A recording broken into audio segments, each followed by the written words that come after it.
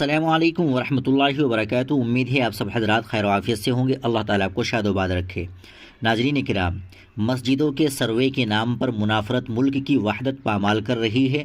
مولانا محمود مدنی نے chief justice Sanjeev Khanna کو لکھا خط۔ جمعیت علماء ہند کے صدر مولانا محمود مدنی نے ملک میں مسجد و مندر کا فتنہ کھڑے کرنے والوں کی سازش پر روک لگانے کے لیے chief justice of India Sanjeev Khanna کو ایک اہم مکتوب ارسال کیا ہے۔ اس میں گزارش کی گئی ہے کہ امن و امان اور سماجی ہم آہنگی کو برقرار رکھنے کے لیے وہ فوری مداخلت کریں۔ مولانا مدنی نے زور دے کر کہا کہ سروے کے نام پر کی جانے والی سرگرمیاں عوامی اعتماد کو مجروح کر رہی ہے اور بدامنی، سماجی تفریق اور بے چینی کا باعث بن رہی ہے۔ تازہ مثال یوپی کے سنبھل میں پیش آمدہ سانحہ ہے، جس میں پولیس کے ذریعے ہم وطنوں کا بے رحمی سے قتل کیا جانا بھی شامل ہے۔ مولانا مدنی نے اپنے خط میں چیف جسٹس آف انڈیا کو متوجہ کیا کہ عبادت گاہوں سے متعلق خصوصی قانون پلیسز آف ورشپ ایکٹ 1991 فرقہ وارانہ ہم آہنگی کو یقینی بنانے اور عبادت گاہوں پر پیدا کردہ تنازعات پر قدغن لگانے کے لیے بنایا گیا تھا تاکہ بابری مسجد جیسا سانحہ دوبارہ رونما نہ ہو۔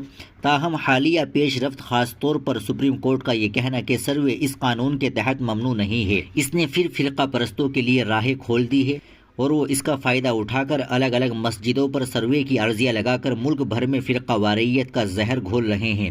یہ روش ملک کی وحدت کو پارا پارا کر رہی ہے اور اس کے سیکولر ڈھانچے کو نقصان پہنچا رہی ہے۔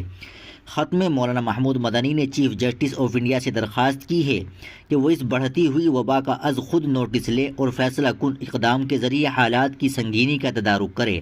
عدالت عظمیٰ ہمیشہ آئین کی محافظ کے طور پر کھڑی رہی ہے۔ وہ ملک کی سالمیت اور اس کے تانے بانے کو جوڑنے کے لیے آہنی دیوار ہے۔ موجودہ صورتحال اس بات کی متقاضی ہے کہ بحیثیت چیف جسٹس آپ اس فریضے کو انجام دیں اور ملک کے ایک مضبوط ستون کی حیثیت سے اپنا کردار ادا کریں۔ آپ سے عاجزانہ گزارش ہے کہ فوری مداخلت کر کے یہ یقینی بنائیں کہ قانون کی حکمرانی قائم رہے اور 1991 کے ایکٹ کے مقاصد کا احترام کیا جائے۔ اس موقع پر عدالتی اقدام فرقہ وارانہ کشیدگی کو بڑھنے سے روکنے کے لیے ایک اہم حفاظتی تدبیر ثابت ہوگا اور عدلیہ کے نظام انصاف پر لوگوں کا اعتماد بحال ہوگا۔ ناظرین کرام، آپ مولانا کے اس خط کے بارے میں کیا کہنا چاہیں گے؟ کمنٹ باکس میں ضرور بتا دیں۔ ویڈیو کو لائک اور شیئر ضرور کر دیں، چینل کو بھی سبسکرائب کر لیں۔